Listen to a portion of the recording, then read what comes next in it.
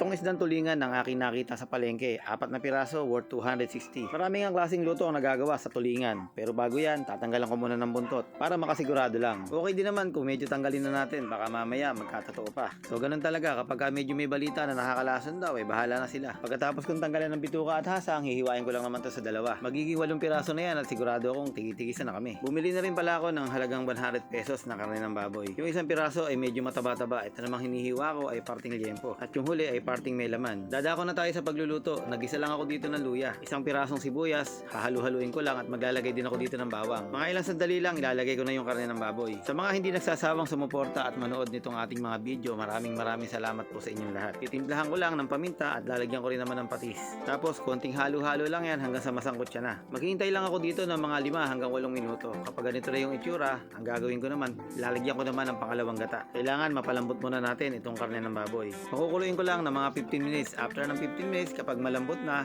ngayon naman ilalagay ko na yung mga isda. Disclaimer lang, iba yung style ko at iba yung style ninyo, kaya tingnan nyo na lang hanggang dulo. Ngayon naman, ilalagay ko na yung unang piga. Isang pirasong niyog lang yan.